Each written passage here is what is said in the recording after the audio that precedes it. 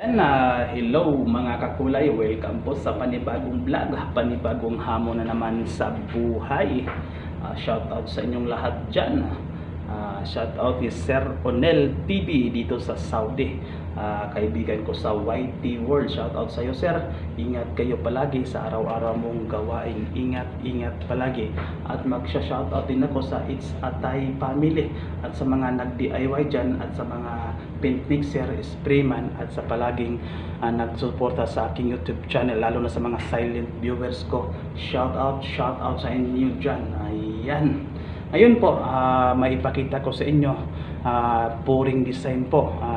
Wala pong sample na binigay ang customer. Ang binigay nila sa akin lang yung kulay. Hindi naman talaga, walang sample din sa kulay. Ako na daw ang bahala sa mga kulay. May binigay lang sila na clone na sa kulay na dark gray, medium gray, light gray, tapos medium brown. Yan ang tatlo na kombinasyon. Yun ang ipalagay nila sa pouring design. Ano ba ang pouring design talaga? Yung pouring design talaga, ito yung para siyang abstract. Maganda siya na design kung maganda yung preparation mo sa kulay, kung maganda yung kombinasyon mo sa kulay, maganda siya tingnan. Depende kasi yan sa kulay na gusto mo, paano siya nagbi-blending. Kasi yung pouring kasi nagbi-blending yan na kulay, maganda yan sa mga lamisa. Pero itong project na to, sa furniture nila, sa customer namin, sa lamisa talaga nila to titirahin. May order sila ng mga lamisa. Yan ang design daw, ang gusto ng customer din nila, pouring design daw. Pero ang kulay na nila yun, medium gray, light gray at saka medium brown. Yan ang i-try ko ngayon kung makuha ko ba, kung ano ba, kung magandahan ba or ma-approve ba yung design na yan. Pero hindi ko pakita o paano ko siya tinitimpla, kasi alam nyo na ibang vlog na naman yung pagtitimpla. Ang ipakita ko lang sa inyo hanggang sa dulo, paano ko siya pinoproseso, paano ko siya ginawa ko yung pouring design, paano ba yung proseso na yan. Yan ang sundan niyo hanggang sa dulo. Hindi ko lang, kasi ang gusto nila na pintura, ang gagamitin ko ay single component. Wala po siyang catalyst, walang hand cleaner. Alam nyo na yung single component ang ipagamit nila na pintura, automotive lacquer pen. Yan lang ang sundan niyo kung paano ko siya pinoproseso, paano ko siya ginagawa kapag design. Tara, pakita ko na sa inyo. Let's go! Ayan, ito lang yung mga pintura na gagamitin ko. Puro siya single component, wala po siyang catalyst. Thinner lang po siya ang kailangan para makuha siya, ma-mix siya, matimpla. Yan, ito NC thinner din, ito din ang gamit ko. Tapos pang mix na manual, tapos isang mga lagayan ba sa bawat kulay. Yan po, ito po siya yung medium brown, tapos dark gray, tapos light gray. Yan lang po ang tatlo na tinitimpla ko. Hindi ko na lang siya pinakita kung paano ko siya tinitimpla, kasi alam nyo na, ibang topic naman yung pagtitimpla. Sa akin lang makita ninyo yung paano ko siya ginagawa, yung pouring design na sa lamesa. Yan lang ang kuan ko talaga, na makita niyo, baka magustuhan niyo ba yung design. At least may idea kayo paano ko siya ginagawa, paano ang proseso. Ito, lacquer thinner lang po talaga. Tapos cup lang. Tara, umpisahan na natin. Siyempre, yung una, maglagay muna tayo dito ng pintura. Yan, ito yung dark gray. Yan, punuin natin para makuha talaga. Ganun lang, ganon. Tapos pa natin, ganun lang. Tapos maglagay din tayo ng thinner. Yan, kahit kunti lang thinner. Depende sa inyo kung kayo ang mag-design ito, depende sa inyo gaano karami. Yan, tapos magkuha din tayo sa medium brown. Yan, medium brown yan. Yan, medium brown. Ganon, yan, kuha naman. Tapos takpan natin para hindi ba talaga siya makuhaan ba. Yan. Ganon pa rin, lagyan natin ng thinner. Yan. Tapos, magkuha tayo sa ating light gray. Ayan, light gray. Wala akong gloves. Hindi, nakalimutan ako. Magkuha ng gloves ko. Okay lang, pero okay lang yan. Hindi naman tayo nag-i-spray talaga. Yan, mamaya pag spray natin top coat, mag-gloves na tayo. Tapos, lagyan natin ng thinner. Ayan. Tapos na ang thinner lahat. Siyempre,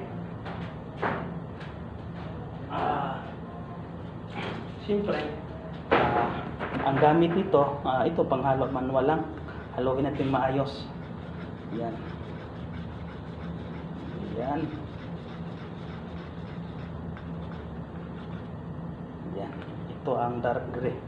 Tapos, haluin din natin yung medium brown. Yan.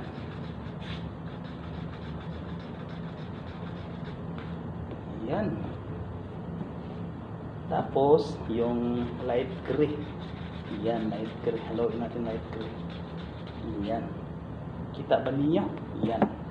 Sundin nyo lang hanggang sa dulo para malaman niyo kung paano. Yan. Ito na ang pinaang maganda yung sundan, yung paano ko siya magdi-design na tayo. Yan, ito yung tatlong pangulay. Tingnan niyo kung paano ko siya i-design. Siyempre, kuha tayo ng bakante na cup. Tapos, yung tatlo, pag-design dyan, dito natin ilagay sa baso na walang laman. Yung unahin natin, yung dark gray. Yan. Hatiin nyo lang, kayo nang bahala kung gaano karami ilagay ninyo.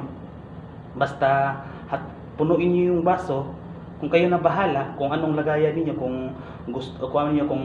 kung susunod man kayo ito sa design, tingnan nyo lang kung gaano karami yung gusto ninyo.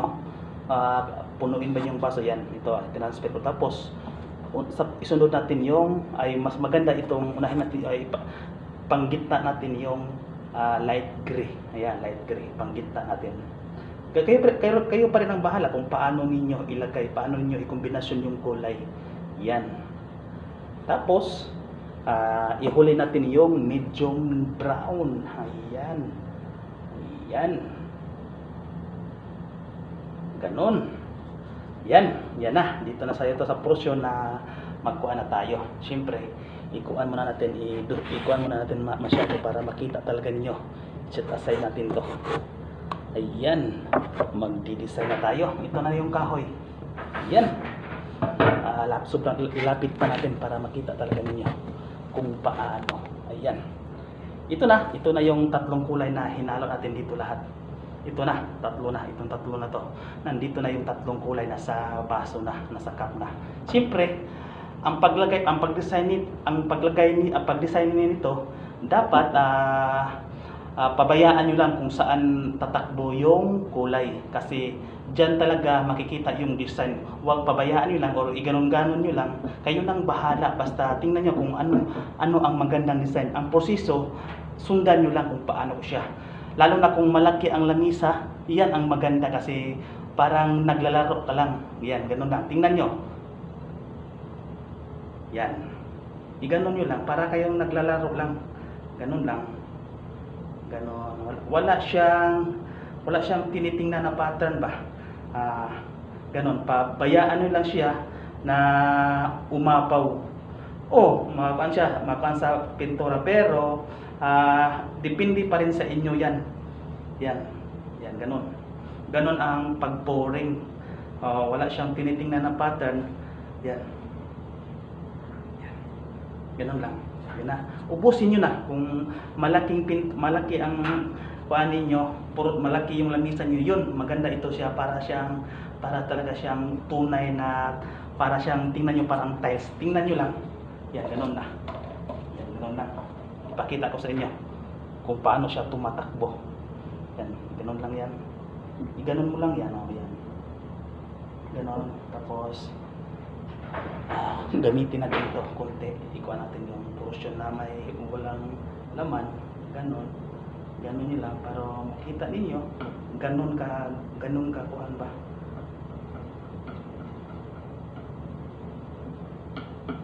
Ganon ang pag-design ng pouring.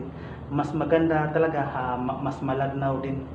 Pero para mabilis, pero Depende pa rin sa inyo kasi kung anong kulay ang gusto ninyo. Ganon. Ganon lang kasimple.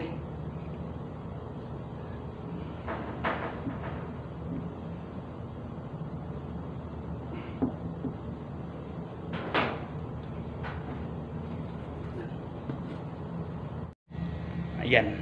Yan, pabayaan nyo natin yan hanggang matuyo siya. Yan o, yan ang pouring. Yan ang tinatawag na design na pouring. Ayan. Pabayaan natin yan hanggang matuyo. Yan. Mas maganda siya pag malaki na lamisa kasi parang naglalaro ka lang. Parang nagbi-blending yung kulay niya. Yan. Patuyuin natin yan hanggang matuyo na siya. Tapos saka na natin i-final. Itapot natin ng maayos para maganda siya tingnan. Yan. Yan ang kombinasyon na binigay ng customer na light gray, medium brown, tapos dark gray. Yan ang kombinasyon. Nagbi-blending siya. Ganun ang tawag sa pouring design. Yan. Kayo nang bahala. Baka nagustuhan niyo ito, yung design na to, pang lamisa, para ka lang naglalaro. Yan, walang sinusundan na pattern. Ikaw nagbahala kung paano mo gawin. Yan. Ganda. Patuyuin muna natin siya. Pagkatapos, tingnan natin. Tapos, final finish natin kung kuwan talaga siya. Tingnan nyo, nagtutulo sa ilalim. Yan. Wala namang problema yan kasi yung excess ng mga pintura, yan, wala na talaga yan.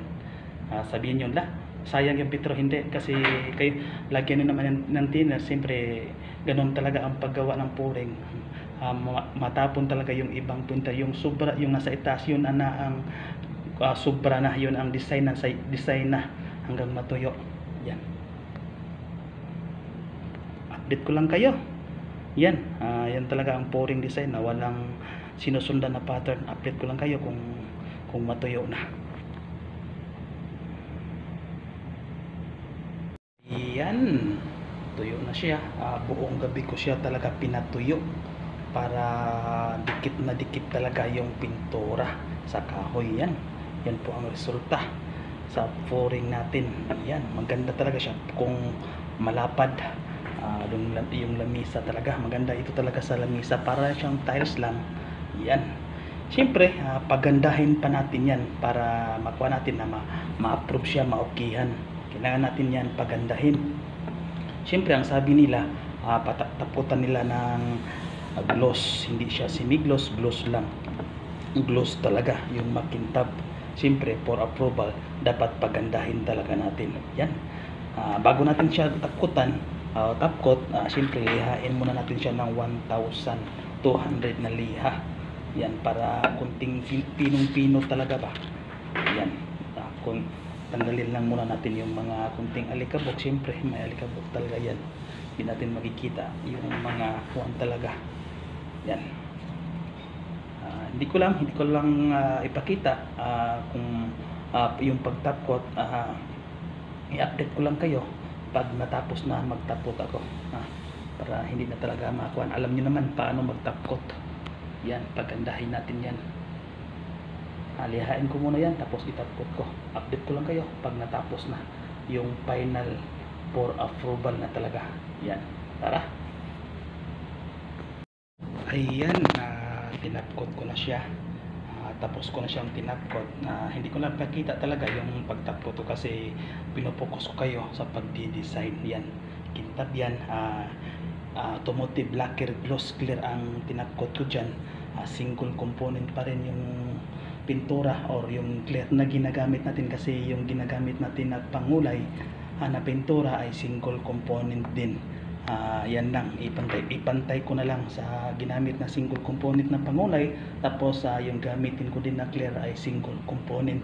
Automotive lacquer thinner lang po ang ginagamit ko. Yan na po ang for approval ko. Sana ma-approve, sana magustuhan nila, kasi yung bigay nila na kulay sa akin, dark gray or medium gray, tapos light gray, saka medium brown. Yan po ang kombinasyon. Yan talaga yung kombinasyon. Ayan, tingnan nyo ng maigi. Siyempre yung ito dito, yung mga butas-butas yan ba, para din siya talaga ang kahoy ba, may butas-butas yan. Maganda kasi maganda siya tingnan sa actual. Yan, Yan, for ready for approval. Yan po ang tinatawag na pouring. Para siyang abstract din, pero yung proseso magkaiba talaga. Yan, so panoorin nyo lang hanggang sa dulo kung paano ko siya talaga pinoproseso. Yan. Ayan, kung baguhan ka lang sa aking YouTube channel or napadaan ka lang sa aking YouTube channel, paki-subscribe na lang kung nagustuhan mo itong mga video ko na ina-upload, mga tutorial, mga design or mga ano-ano na mga video na ina-upload ko. Pakipindot na lang para kang updated sa mga video kong ina-upload. Yan, salamat sa inyo. Salamat sa walang sawang suporta. Tingnan nyo. Yan, para siyang tiles pa. Ganyan ang lamisa mo talaga. So, maganda. Hindi naman siya masakit sa mata. Parang kuha lang talaga siya. Akala mo bubblegum o chocolate. Yan.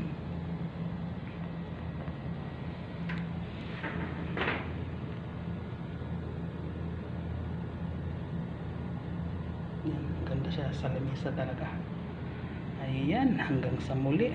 Salamat sa inyong walang sawang suporta. God bless. Salamat sa panonood.